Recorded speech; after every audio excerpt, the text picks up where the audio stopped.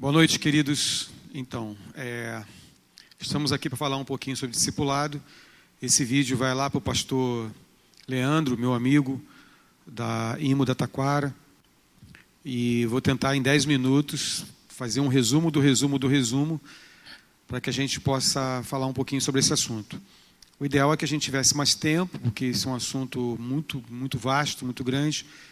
Mas vou tentar resumir o máximo possível, né, para que vocês possam captar aquilo que a gente tem a dizer. Primeiro eu queria definir uma ordem de Jesus. Eu vou pedir que o Bartelli coloque aí o texto de Mateus 28, 18. Eu quero ler com você Mateus 28, 18. E isso é conhecido... só um instantinho. Mateus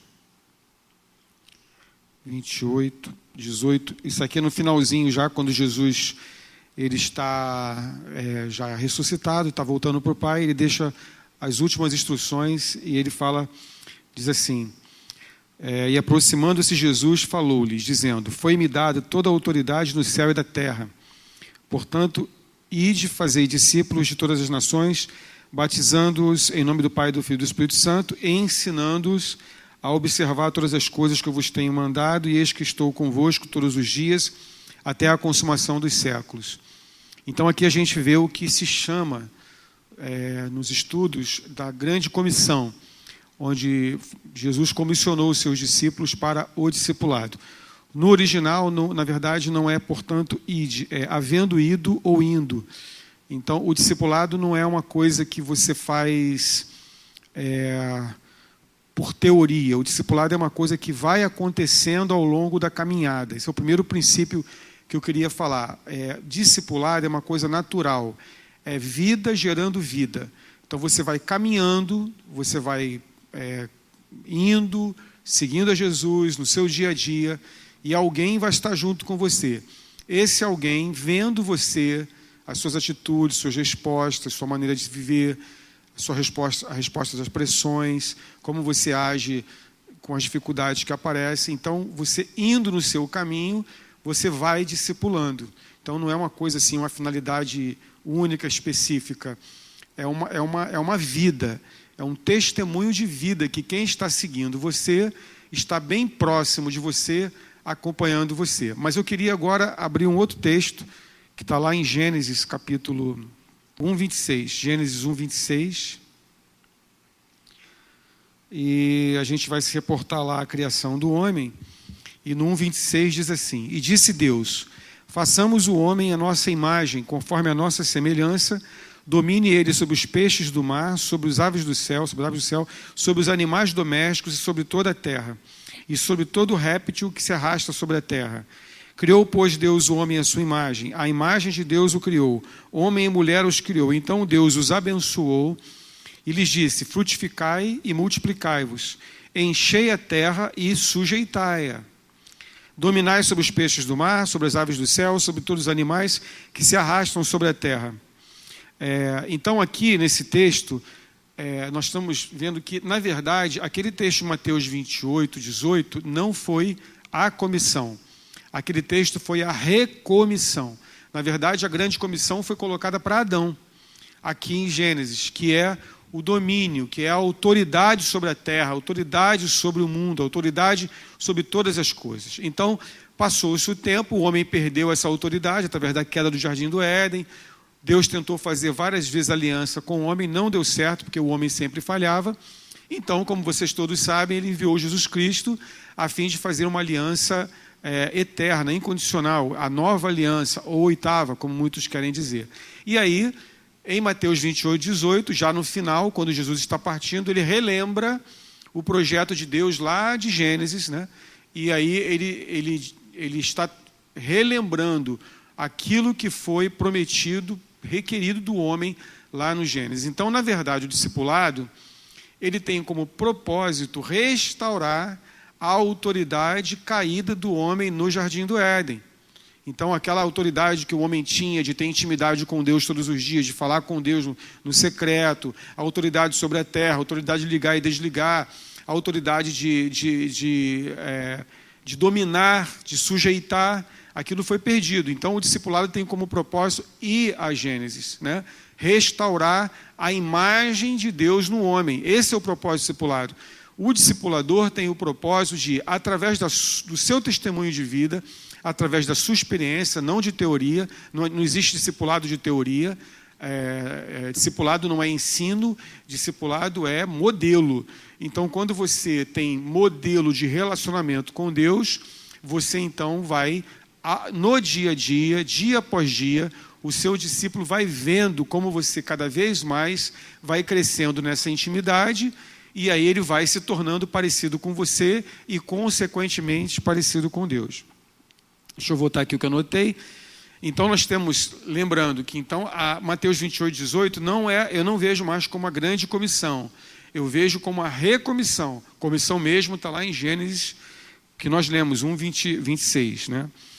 Então, o primeiro ponto que eu queria destacar aqui é que o discipulado ele é uma vacina contra a religiosidade. Por quê? O que é religiosidade? E hoje a religiosidade está muito forte nesses dias.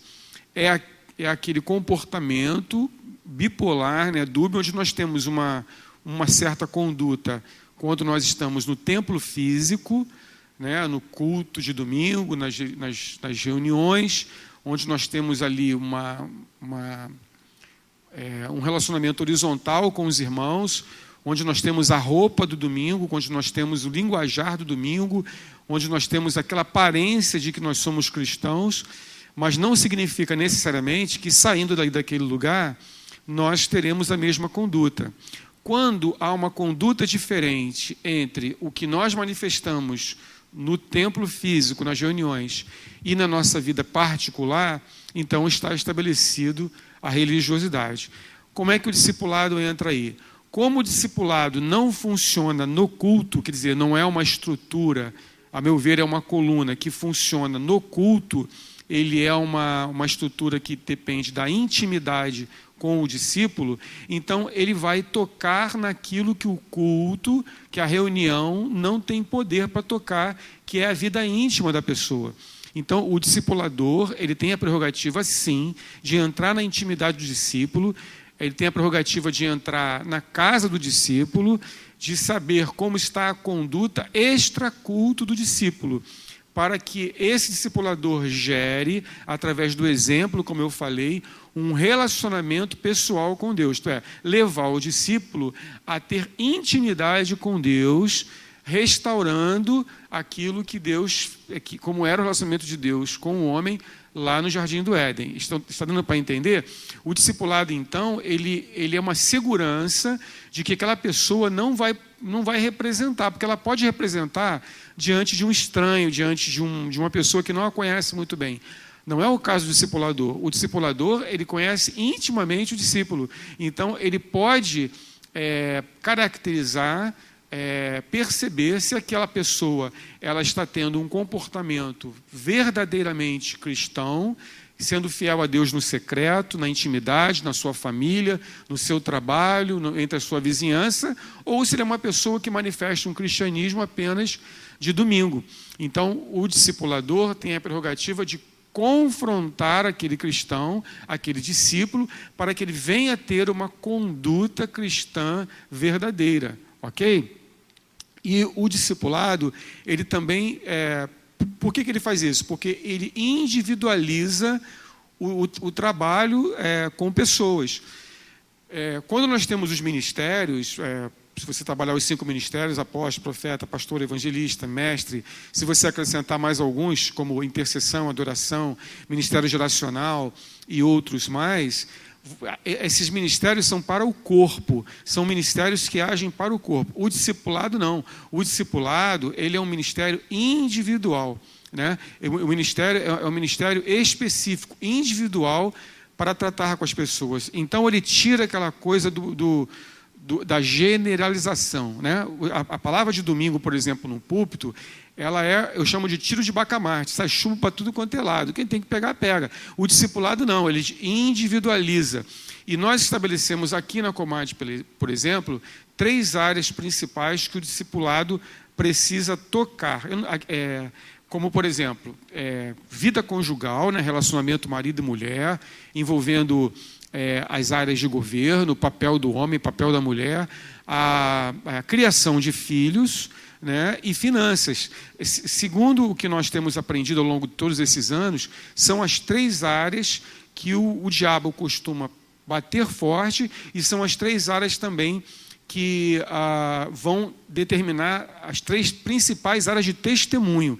Então, uma pessoa, um cristão, que se diz cristão, tem um casamento em ordem, vida conjugal em ordem, área sexual em ordem, os filhos sendo criados de acordo com os princípios da palavra e tendo uma vida financeira também em ordem, na nossa concepção já é suficiente para demonstrar um testemunho cristão, de conduta cristã, ok? E ninguém, assim, pode trabalhar isso se não houver uma relação íntima, né? Então, eu queria definir o que é discipulado. Discipulado é uma relação íntima entre 2 pessoas, não é um trabalho de culto, de reuniões semanais somente, eventuais. É uma relação íntima, é lado a lado, é caminhando junto, vai junto para a igreja, volta junto da igreja, vai na casa do discípulo, o discípulo conhece a casa do discipulador, vão juntos para eventos sociais. É um caminhar junto, completamente junto, como se fosse da mesma família, como se fosse um filho que vai junto com o pai para tudo quanto é lugar que o pai vai. Então é uma relação íntima e pessoal, né, onde um discípulo de Jesus mais experiente, eu queria até que o Bartelli anotasse essa definição, para depois postar aqui para vocês. Então, o que é o discipulado? É uma relação íntima e pessoal, onde um discípulo de Jesus mais experiente ensina outro discípulo de Jesus menos experiente a obedecê-lo e ser mais parecido com ele. Então, vou repetir. O discipulado é uma relação íntima e pessoal, onde um discípulo de Jesus mais experiente ensina outro discípulo de Jesus menos experiente a obedecê-lo e a ser mais parecido com ele. Eu não sei se deu para anotar aí, Bartelli, mas se você puder projetar aí para o pessoal anotar, seria mais importante. Seria importante. Então, essa é a definição de discipulado, né? Então, só recapitulando, nós temos a comissão de Gênesis 1:26, nós temos a recomissão de Mateus 28:18, nós temos o papel do discipulado em ser antirreligiosidade, que é uma coisa forte hoje, quer dizer, o discipulado garante que aquela igreja ou aquele cristão não vai ser religioso. A individualização do trabalho de Deus, porque você vai fazer um trabalho, não um trabalho generalizado, mas individualizado, e esse modelo, onde você passa a caminhar junto com alguém e você vai passando a sua experiência de vida, o seu testemunho de vida, e a pessoa vai olhando para você. Discipulado não se aprende em teoria, discipulado se aprende vendo, olhando e mudando, né, a sua conduta, tendo o seu discipulador como modelo. Para terminar, eu queria só dar o exemplo do apóstolo Paulo em Listra, né? Vocês devem conhecer esse texto, onde Paulo ele entra nessa cidade de Listra e algumas pessoas são curadas. Os habitantes dessa cidade, então, eles entendem que os deuses vieram à terra, colocam Paulo e, se não me engano, Silas nos ombros e reconhece Paulo e Silas como deuses. Paulo, então, desfaz aquela impressão, repreende aquele cidadão, dizendo que eles não são deuses, mas são servos de Deus. Aquele povo fica ofendido por causa dessa desfeita que Paulo faz, né, segundo a visão deles. Eles praticamente dão uma surra em Paulo, lincham Paulo, e Paulo é colocado para fora da cidade, quase como morto. Os irmãos oram por Paulo. Paulo praticamente ressuscita, né? Ele é curado. E o que ele faz? Ele volta para dentro da cidade e ele volta a ministrar para aquele povo. E quem estava assistindo tudo isso, segundo a palavra de Deus? Timóteo. Então você vê que, não sei se Timóteo naquela ocasião já era um discípulo oficial de Paulo, mas Timóteo estava observando todo esse processo da conduta de Paulo, quer dizer, como aquele homem não aceita a honra humana, ele é surrado, é colocado para fora da cidade, jogado, ele é praticamente ressuscitado e depois volta para o mesmo lugar para continuar pregando. Então, isso é o modelo que Timóteo estava observando e levou a Timóteo a querer seguir Jesus. Quer dizer, eu quero ter esse nível de intimidade, de compromisso, de aliança com Deus que esse homem tem. Então, Timóteo passou a ser um seguidor de Paulo, não aprendendo teorias, mas aprendendo, vendo, né? Agora, se um discipulador não tem testemunho, então ele precisa ser discipulado. Então não pode discipular pessoas que ainda não têm um testemunho. Discipulado não é teoria. Então, para iniciar um movimento de discipulado numa igreja, primeiro tem que se formar um grupo de discipuladores. Não pode ser a igreja toda. Você tem que primeiro separar um grupo de pessoas, trabalhar essas pessoas, formar essas pessoas como discipuladores. Isso demanda tempo, porque tem a parte de ensino, do que é como eu estou fazendo aqui hoje, tem a parte do testemunho. Eu digo a vocês, com certeza, que não existe um discipulado eficaz, formar um discípulo com menos de 3 a 5 anos. Não existe, esquece. É muito difícil você ter um discípulo formado, chegando à estatura do varão perfeito, à plenitude de Cristo, tendo uma vida de testemunho, que possa cuidar de outras pessoas com menos de 3 anos. De trabalho ali, de trabalho lado a lado, de confrontos, de experiências, repreensões, exortações, ensino, tudo que você possa imaginar que o discipulador observando as fraquezas do discípulo, onde ele precisa ser tratado, trabalhando as oportunidades, isso demanda de 3 a 5 anos, dependendo da velocidade do discípulo. Alguns são mais velozes, outros são menos velozes, então, depois de formar esse grupo de discipuladores, durante um tempo, eles estarão prontos para repartir, quer dizer, formar outros discípulos na igreja. Se quiser adiantar um pouco o tempo, é necessário que todas as fraquezas e pecados daquele discípulo estejam na luz, estejam confessados, para que a confissão de pecados e a estar as fraquezas na luz possam capacitar aquela pessoa a cuidar de outras pessoas, ainda que ele não tenha sido tratado. Então, o que qualifica um discipulador que tenha fraqueza, por exemplo, na área de finanças, a cuidar de uma outra pessoa que também tenha problemas na área de finanças, não é que ele tenha somente o problema de finanças completamente resolvido, mas que o seu problema de finanças esteja na luz para o seu discipulador. E para terminar, todo movimento de discipulado que inicia numa igreja começa pelo pastor. Quer dizer, o pastor tem que ser o primeiro a adotar essa visão, a levantar essa bandeira, porque se o pastor não entrar nessa visão, a igreja não vai entrar. Nós estamos tentando sair da igreja pastoral, mas é muito difícil. A igreja ela tem ainda o pastor presidente, o pastor principal como modelo, como guia para ela. Então, o movimento discipulado numa igreja tem que começar pelo pastor e pelos seus líderes mais próximos, até formar aquele grupo de discipuladores que são os discípulos do pastor, e depois eles vão discipular o restante da igreja. Amém? Vocês podem mandar perguntas. O pastor Leandro pode disponibilizar o meu zap, pode ficar à vontade, mandar perguntas, se acaso vocês tiverem alguma dúvida. Podemos fazer uma live também futuramente. Nós vamos ter uma live sobre discipulado, porque nós estamos fazendo toda quarta-feira lives com as colunas da igreja. O discipulado é uma dessas colunas. E quando chegar o dia, quarta-feira, do discipulado, eu vou avisar vocês para que vocês possam acompanhar, tá bom? Talvez eu tenha passado aí de 10 minutos, desculpe. Espero que tenha sido o mais claro possível dentro desse tempo reduzido. Mas se vocês quiserem aprofundar bases bíblicas, etc., e se você quiserem um encontro, mesmo com a dificuldade de aglomeração, mas se quiserem marcar um encontro com separação de cadeiras, uso de máscara, eu terei o maior prazer de passar mais tempo com vocês, fazendo uma reunião dinâmica, respondendo perguntas e passando a minha experiência para vocês. Ok, queridos? Deus abençoe, obrigado pela oportunidade que vocês me deram. Amo vocês em nome de Jesus. Amém.